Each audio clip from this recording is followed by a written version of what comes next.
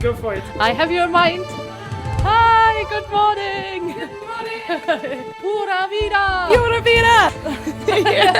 You're very welcome. We are the upcoming generation. We are the ones who are going to save the planet and who are going to make change.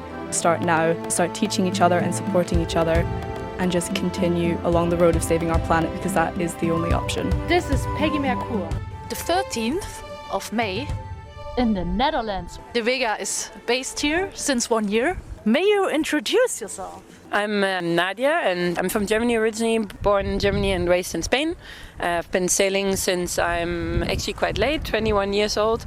I did a lot of other things before and started sailing casually, and not for commercial or anything, but just for fun, and kind of started with 6 weeks to 6 years, and now it's more than 16 years. So I've been specializing in square rig and training ships in particular, and in late years going a little bit more into research and alternative shipping and whatever else. So working commercially, but trying to work off the commercial industry.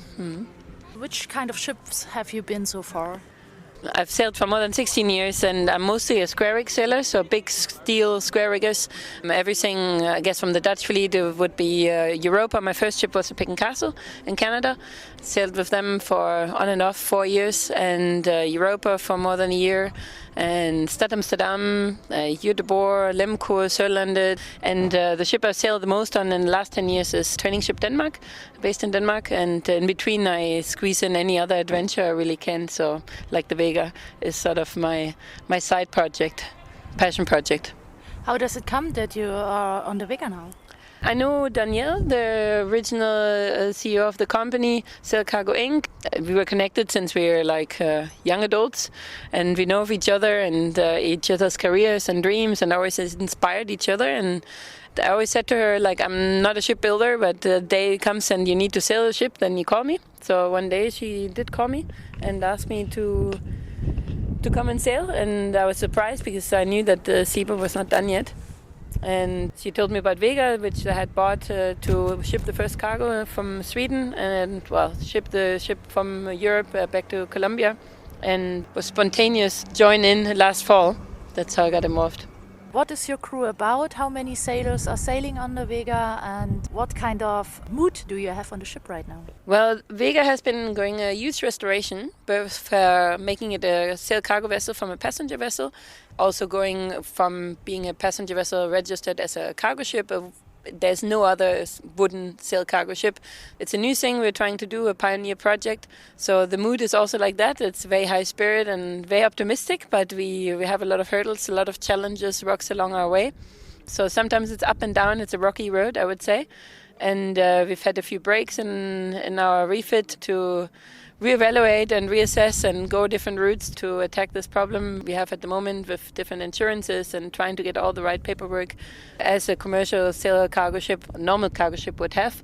So we have to follow the same regulations as a major container vessel, which is obviously difficult on a small wooden boat, but we're getting there. So the vibes are good. We've been having a basic watch throughout the winter months, and got a new captain who's been full-time now on the project, and have our mates here and quite a few good handymen on board, and rest of the crew will assemble in the next week. Spirit is high, we're very optimistic, but there's no definite yet on when exactly we're going to leave harbor. How many people are working in the crew? We need to have a minimum of 7 crew, but our own minimum, we'd like to have it always is 9 people for any kind of passage, even if it's just a short trip. For our crossing, we'd like to fill up the maximum capacity, so potentially up to 17 people. That could also include some people who are just enthusiasts, maybe some investors, long-term friends of SailCargoInc. Definitely all the qualified sailors we need, but it could also be future crew, trainees like apprentices, craftsmen. There will also be a journalist on board, so it will be a good blend of different people who sail with us. What will be the positions on the ship, and which watch system will you take? My position on board is a chief officer at the moment. I'm a little bit on and off, so I'm depending on the sail date, I will be on board or not on board. We aim for a 3-watch system whenever we can. That's a luxury system, I would say. On shorter passages, we might be reduced crew and then sail with a 2-watch system, but generally 3-watch system, so 4 hours on, 8 hours off, and then you do some maintenance hours and one of the 8 hours off. And for the crossing, that will definitely be the watch system to Crossing could be anything from 2.5 weeks to 4 weeks, so we'll have to be, sparing our crew and keep the energy high. So that means that's why we also want to have a large crew for long transit, and then we can sail reduced when we're sailing 3-week passages, where it's more overviewable when people are signing on and off. So it will be very professionally operated with a rotation base where people are signing on depending on their rank and depending on their location for either 2 months or 3 months period, and then going off again, going home, and then coming back. The nationalities is there a preferred one? Super international. At the moment, we obviously a lot of European crew, although we can't really say so because we are half-half right now. We have a lot of Canadians on board. We're aiming to have Costa Ricans. The company is based in Costa Rica. So we have our first applicant and very good candidate who's hopefully coming next week. And we hope in future to work more with Latin American crew. We will probably have a lot of US people sailing once we sail between the US and Colombia. At the moment we have from all over Europe, literally any country, Canadians, and there will be coming Australian cook, and let me think for a moment. A Polish carpenter will come, and so a little bit all over. And I hope that will stay like that, a good blend international. Also our investors are from all over the world, so it probably will be very international. What is a typical day now? Because the ship is already since 1 year ready to leave, right? So what else do you do on a ship then? Well, ready, yes. She was sailing last summer. They were been doing sea trials, just sailing her as a normal sailing vessel together with the original owners and builders of the vessel and handing over a lot of the information. And then we were actually just stopping by good luck in Harlingen and found out there was some deeper maintenance to be done. So we invested the time to refit. Actually, the lower masts were exchanged and some of the other wooden spars got exchanged, which took the time it took. In the meantime, we took the opportunity to renovate the vessel also as a cargo vessel from a passenger. So all the bunks out and making a cargo hold, galley out and put it on deck. And so quite a major refit. That comes also with all the flagging and all the registry and everything changed hands, and logistics had to be arranged, and operation management and all these things had to be created over the winter. It's a lot of office work at the moment, particularly throughout the winter months. At the moment now it's going back to real work, handyman work. We have to fulfill last requirements to be recognized as a cargo vessel with classification we'd like to have, and have the insurance we hopefully to get very soon. So it's a blend of practical jobs we're doing, of course, getting the rigging up and tuned, doing some test sails hopefully very soon, and fitting out things, getting the vessel ready and equipped, sea stowed, but also a lot of management, operation management. We have to logistics, we have to arrange for our first cargo, getting the harbors organized, working with our agents in the different harbors, getting our HR management as well as a finance team and media strategy. So there's so much behind the scene you don't see necessarily when the ship sails, but that's what's been busy all winter. So there's been non-stop work going on. So in all, you could say there was a small crew working over winter, but there was minimum at all times 15 people working on Vega for the entire time. Wow, how started your day today? Today, it was Saturday, so up until now, until recently, we started working weekends again to make the ship fully ready and anticipating a departure soon. So we spread out, so different people did different things. The captain and one of our handyman crew for a long time, they were pulling some pipes out and blocking the through holes and changing some layout of some of the piping.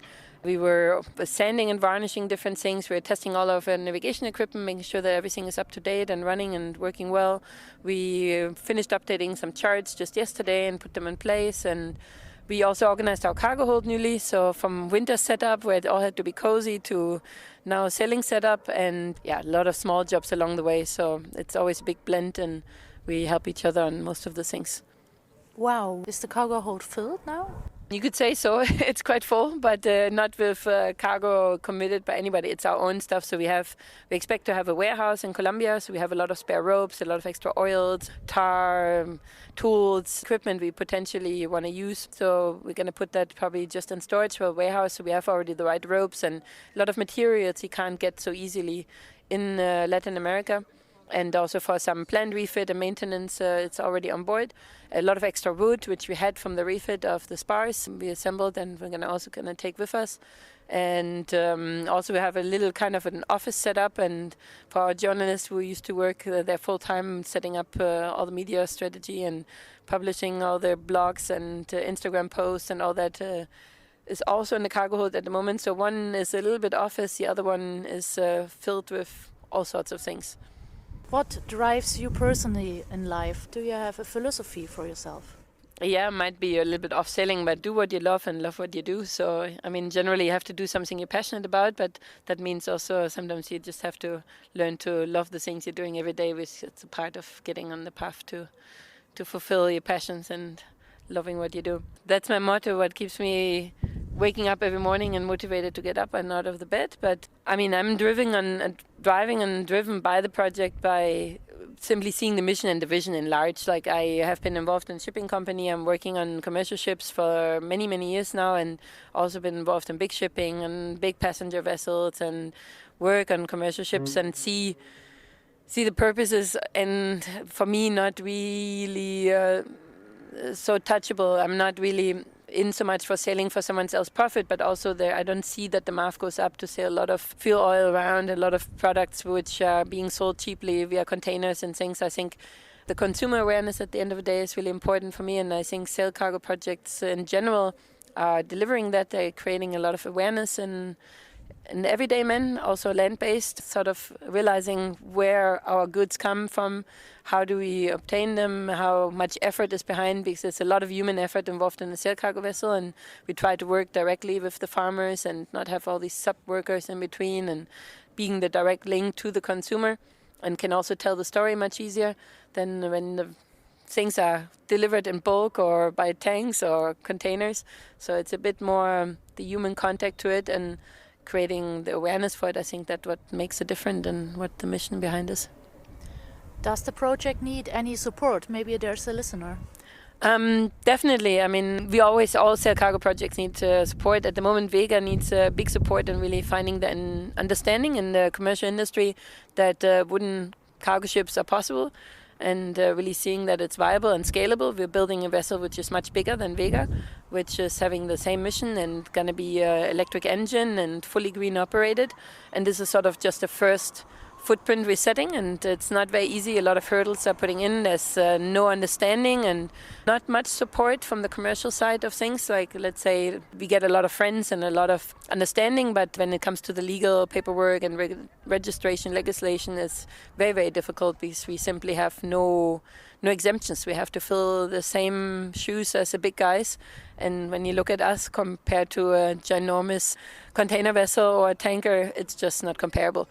And wood is just simply another material than steel or plastic, and you have to work with that. So we're struggling to be seen, and right now at the very specific, we're hoping that insurance companies can see that it's worthwhile to invest in green shipping and be on that side and be on the forefront with that. And it's not easy, but we're getting closer. So your own future, where do you see yourself? Do you continue with your work? And also, what is your lifestyle, your personal one? Yes, I will definitely continue with the work. I mean, I love this. I'm also committed. I'm working on sail training ship where we educate mariners for this career. And of course, you have a big impact story when you're working with young people and inspiring them. So that's part of inspiring them to do something useful, not only go sailing, but think about the impact they can have when they sail.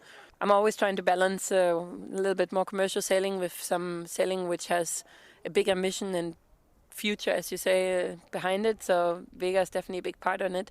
And I definitely see myself being a continuous part in it, probably not on a rotation on off, but whether I can be behind the scene and supporting some of the logistics. I'm right now also helping a lot with the crew hiring, the HR management and accounting, trying to create the understanding in our company is right now a boat building company more than a shipping company. So we're sharing the knowledge among each other, so everybody has a piece of the puzzle and kind of putting it together, and definitely interested that the company is successful. So anything I can contribute with my knowledge and my background, that's kind of what I'm working on. And of course, I'm hoping to be a regular part of the cargo runs in future. Do you have advice for the listeners, for the people who are hoping and are losing hope right now in the future because of all these topics about the change in the environment, and if there is any hope? Definitely. I mean, climate change is a huge subject, and all this stuff doesn't make a difference. The one small Vega, no, it doesn't make a difference in the shipping, but it makes a huge difference in our behavior and our thinking. And I think that's what we're here for. We we're very seen. Like you see us much more vividly and much more imaginable, much more touchable. You can help us offloading a cargo. You can see us. You can consume us with our end products, whether it's coffee, chocolate, whatever else we might transport. It's a consumer at the end of their daily choices who can make the difference, and we have a much bigger audience reach. Even though we're a small vessel, we already now have a huge following group and lots of supporters worldwide, and each of them will share and connect with other people again and talk about where their coffee comes from or the other products they're consuming in their daily life, where you normally not think about when you're brewing a coffee in the morning. Where did it came from? How did it get transported? And who farmed it? And we can tell the whole story from the front to the end. So I think, yes, everybody can make a difference with the choices they're making every day. And by supporting any of these projects, whether it's a sail cargo project or just a fair trade, is definitely the way to go. That already inspired me. That's why I am here. That's why I'm so curious about the project. So thank you so much, Nadja. Do you want to add something which comes up into your mind right now? Well, I'm just thinking if there's any professional sailors out there who want to try out something different than big commercial shipping, we are also open to receive people who want to change industry a bit. And we have ourselves, the captain and I, commercial background, and totally love to see more people from the industry to switch subject or just come and join and tell them back in their industry what this is about. And so we're looking forward to receive international crew from all over, from all areas of the work fleet. So anybody is interested should look us up and just send us an application to join the team. Yeah, thank you, Peggy. A pleasure. Fair winds. Thank you. Ciao. Ciao, ciao. We are standing on Vega right now. The sun is still shining. The generator is running a little bit in the background to have some checks before departure. I'm talking to Felix. He is the captain of Vega since the middle of April, and I'm here to start or end rather the transition from passenger ship of Vega to cargo sailing ship. Well, I studied nautical sciences in Bremen. In 2017 I finished. I was 25 years old. Then I started to work on bigger cargo ships. I think my first ship has been a big container ship, 330 meters, and then slowly going down on bulk carriers and heavy lift ships until Aventure. I got to one point in my life where I thought that I don't want to continue like that, and I want to try with the knowledge I have to support sail cargo projects. The Aventur is quite well known in Germany. I just wrote Cornelius Bockermann that I want to help. I helped on the shipyard for a month and then asked him if I can work for him. And 2 months later, I took over as chief mate on Aventur. Continued like that for 7-8 months until I took over as master, and we're doing that for 2 years. On board Aventur, we always followed closely to sail cargo projects, in specific sail cargo, as they were starting to build a ship in the middle of the jungle in Costa Rica. And when they brought their new ship, Vega, I thought that's where I can jump in and help. Right, so how did you make the connection to Vega? They had an application form on their website, and then I wrote pretty fast if I want to take over Vega as master. How is the crew like? How many crew will you have when you depart? How is the daily life of a captain? The plan is to sail Vega with around 14 persons. To get more on board, we're waiting for the date of departure. We're doing the work at the moment, preparing the ship for departure then. Are they only male persons, or how is the percentage when you're sailing? 50-50. First and second officers are women, right? That's correct. Women in action. Yeah. It's very rare to see that in the shipping industry or the cargo shipping industry. And it's a little bit better balance on sailing ships, and especially here, I think that's the best balance I have ever seen. And it's nice to work with that balance. I was happy to join and participate yesterday. I was around standing on the foredeck, and everybody was listening what progress was made already, what the future plans are, and what I really liked, that you are open to the crew, so they trust you. Everybody on board should also be aware that I'm listening to them if they have any concerns. That creates a nice atmosphere. How is a captain's life at sea? That depends very much on the crew that is on board. If I feel comfortable with one of my officers taking over the watch, and that I usually know after the first few watches, I sleep very well. If I don't have that feeling, well, then I'm sleeping less. And I'm more aware of the example traffic situation or coming up more often and check. Usually I have my daily routine that's in a watch system, getting up at 7 in the morning, taking over my watch at 8, handing over my watch to the second officer at 12, going for lunch. If there's time, a small nap maybe. Then I'm back on deck, check again for weather and traffic, and everything runs well on deck until I take over my next watch at 8 in the evening. How does it make you feel when you think about departure? What comes to your mind? Oh, I'm very excited about setting sails or going with Vega out of here. I really would like to try out how the ship sails and how she's handling and what speed she can go, and that will be very exciting. What is your passion about sailing? I love the moment when there's no engines running, no generators running. It's only the wind and the speed of the ship only propelled by the wind. What about voyage planning? I'm not too fixed on that plan because there's always changes. I will probably first go to Falmouth, dropping anchor there, getting some supplies. Next step after that will be Canaries to get provisions and fresh water for the Atlantic crossing. When you're dropping anchor, we're standing next to the gypsy wheel. How does this work? Is it manually to get the anchor up? It is very traditional setup of the anchor winch and the anchors. So you put in the handles on here. So it looks like a pump, like an old pumping system. Does it work like a pump system? Exactly like that. Real. Yeah. So how many people are working on port side and how many people are working on starboard side to pump it up and down? 2 persons per side, makes it 4 in total, and probably will have to be exchanged because it's very exhausting to get the anchor up. What keeps you motivated, or is there any people who you're looking up to? I'm looking up, for example, to my previous boss, Cornelius Bockermann. He was one of the first projects that started with Sail Cargo. He also turns his life completely, started to put all his money in Aventur and stepping up shipping company out of nothing. I have a lot of respect for that. What about personal life besides ships? Do you have a shore life or did you give it all up? I do have a shore life. I also enjoy it very much. It's still a lot about ships, so I go sailing in my vacation time or surfing. But it's also good to have some time where there's no ships. I do live in Berlin. What about your parents? What do they think about your work and how do you stay in touch with them? By talking with my father and my mother every few days, as my father taught me sailing. I have a very good connection with them and they are both very proud. And I think I even changed their perspective on consumption, how urgent we need to move. I wish you all the best, Felix. Thank you. And do you have future advice for dreamers, people who are just on container ships or whatever? Sailors who are working on container ships, I know most of them look down on us. I totally understand that. I've been in the same position. But I think you should try it out for at least once to see how it is, because life on board here of a sailing ship is very much different than compared to a container ship. For people who want to start with sailing cargo, come aboard and have a look, because it will probably give you another view on life after you have done or completed a voyage. Everybody is here because he loves the job. Everybody is here because he wants to help out and support a bigger idea.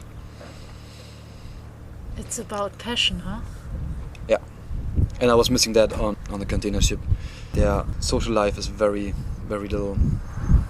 When you think of the sea, being out there, what does attract you? What kind of feeling do you have about that? I love the feeling when you are sailing out of the port and when you're getting up in the morning, drink your coffee on deck and you have nothing around other than water. It gives me a feeling of freedom, especially if there's no engine running. So I wish you all the pleasure you can have at sea. Wish you always fair winds, Felix. Keep on going and thank you so much for the interview and your time. See you at sea, right? See you at sea. Thank you very much. Hey Owen, Hey Peggy.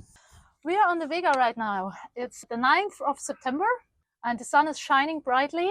What have you done in the past? How does it come that you are on the Vega in Amsterdam, in the center, at the Kaap de Groene Hoop? Well, I mean, my entire working life working in bars and restaurants. Started cooking professionally about 13 years ago. I ended up getting stuck in the kitchen, and it turns out that I really quite liked it. We had a burger bar. For a little while, we did a American barbecue, and eventually I decided I wanted to ditch meat and dairy, and so I decided to open up a plant-based burger chain, which was about 4 years ago. Then COVID hit. COVID was pretty tough. We started to utilize the other half of the restaurant. The customers weren't allowed in during lockdown. We decided to turn the other half into another restaurant, so we opened up a plant-based sushi restaurant as well. So we developed a whole bunch of products for that, and that really took off as well. But unfortunately, it was all just a bit, COVID was just a bit too much for us. So I ended up closing the business down mid last year. That was about when I emailed Sail Cargo from their website and asked them for a job. And they said, "Can you come now?" And when was that? November last year. I think I arrived last week of October. So 2022. Yeah. In 2023, we have not left yet, but hopefully soon. It's about the insurance. We've been talking with the Fairwinds Collective about that in the hub of Amsterdam with Hope from Kaap Cargo, how he does it. And it's really about sailing projects are working with passengers. What is more work? Yeah, I'd rather be insuring cargo than people. That's a tough one. So insurances, so if you are listening, it really makes sense. There's a whole fleet waiting for you. So talk to us. Insure us. Yes, to the Vega. Fairwinds Collective is also supporting that. Also the Nautical College in Enkhuizen. Everybody's waiting for you just to participate. A wonderful future project, which is really, really making a change. Your background on the Vega, and why are you cooking vegetarian, I've heard? Yeah, well, the ship is actually a vegetarian ship. It's not related to the name, but it is just a fancy convenience. So we don't cook any meat. We do use a little bit of dairy, but I've got a lot of experience in cooking vegan, so most of the food that I make is completely animal product free. We use a little bit of cheese and eggs. At the moment, when there's just a few people on board, I cook a little bit more elaborate food. I love Mexican, a lot of Latin foods. I love Thai and Southeast Asian foods, and they're all really big, bold, flavorful foods that you don't need to stick dead animals in them. Sounds good for me, but meat eaters, don't they need a lot of protein when they're sailing? Yeah, I mean, they get plenty of protein. I mean, I've a lot of research into how to get proteins out of vegetarian ingredients, so that's not a problem. I mean, you mix your lentils, your beans, other pulses with things like tofu, tempeh, a lot of leafy greens, stuff like that. You'll get a complex array of proteins. And then the little bits of cheese and other dairy and eggs. Yeah, they look pretty healthy. They are looking more trained and much better. Also, the skin looks good. What about provisioning? How do you store your food? And isn't it more expensive to buy all these organic, plant-based products? I mean, when you're buying it in bulk, it does save you a lot of money. I mean, we buy it mostly dry produce, so it's dry beans, it's not canned stuff. And you buy them in big 20-kilo bags, and realistically, the organic prices in the large quantities works out to be about the same as the non-organic when you're buying it in small. I've discovered that on a ship when we bought in bulk, it was even a little bit cheaper than buying it in the supermarket. And just stored it proper. How do you store your food here? Yeah, well, we do have a fridge now. We didn't, but it's only very tiny, and it will probably do absolutely nothing when there's 18 people on board. So most of it, when we arrive into port and pick up some fresh veggies, those will be kept in we have like a veggie hammock, the banana hammock. Yeah, ventilation is good to try and keep things as long as possible. Some of the vegetables are great for pickling or lacto fermentation, which I do a lot of, especially cucumbers, cabbage into kimchi and sauerkraut, stuff like that. Dry beans and stuff, super easy. Obviously, just big tubs with sealable lids. You can float those things through the ocean and not have a worry. Yeah, no refrigeration, so a lot of fermentation. When I was invited first time, I remember the food. Can you explain a little bit the meal, that people are not thinking we are eating dry lentils or something like that? Because it was really a whole feast. It was like a cauliflower tikka masala with, obviously we have the sourdough as well. So I made sourdough naan bread, which was a 2-day fermentation. So it was like cauliflower tikka masala and urad dal on the side, a black dal, and garam masala, other Indian spices. It was really, really nice. And then basmati rice. And yeah. we also even had a dessert. Oh yeah, it was like a pancake cake It was a garam masala spiked butterscotch pancake stack. Oh, that was so, yeah. And then I think, okay, I'm vegetarian, I'm living on this ship. It's not only about sailing, it's also coming here and getting nice food. Thank you so much, Owen, for that. Oh, of course. And now you have been sailing on other ships, right? On which ships have you been, and have you been always a cook there? Yeah, I mean, I do a little bit of everything on board. I mean, like right now, we've just caulked the entire chart house roof. Spent the last 3 weeks doing that. But I cooked on board Tucker. The Tucker went from Den Helder down to Porto. Got out on the sails and did a little bit of training as well, which was fun. Then I sailed on Alexander von Humboldt too for the tall ships races. There was 75 people on board for the tall ships races. That was a heavy 18 days. Now the Tugger is lying next to us, and we are the Fair Winds Collective, and we are also the Edemin, Kaap Cargo. Everybody is making sure that we stay in touch with each other and support each other. Let's see what's about to happen with the Tugger. I want to make it visible that we are doing something in this world, something good. Yeah. And it's about sailed cargo, it's about emission-free, it's about organic, it's about helping out each other, learning with each other, right? What is your wish for the future, Owen? I mean, I love working with my hands. I don't want to really be cooking forever, so that's why I'm trying to learn a few other skills. I'm going to probably next year go back to school and do a certificate in woodworking, furniture making, cabinet making, that kind of stuff. And maybe some of those skills would be transferable to work on a ship again someday.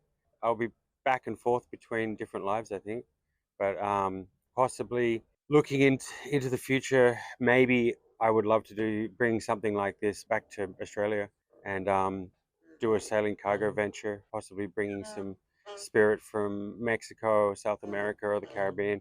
We hear the mast now. It's quite loud, yeah. The ferry just went past. In the middle of Amsterdam, cool. And you're lying in a hammock, dreaming about your future. Yeah. Being already a wonderful cook on the Vega. We're hanging out with each other, talking about the future, dreaming, and not only dreaming, making things possible and let things happen. And now we are waiting still for the insurance. Mm-hmm. Sensitive topic, I know. But thank you for being here, and thank you for giving your energy and your time. Cool, no problem. There's something you want to add to the listeners, a philosophy you want to share? Everything in moderation, including moderation. Thank you, Owen. This was a wonderful interview. Thank you again. Yeah, Wishing no you problem. all the best. And we stay in touch. Will do. Ciao, Kakao. Ciao. This means sustainability, carbon-free footprint for our Earth, for our products. Sailing, adventures, dreamers, sustainability, woodwork. Spread out the good news, the good ideas, the knowledge we have on this world, how to change, how to live sustainable. The strength in peace like a real human, with happiness and responsibility for all living creatures on our Earth.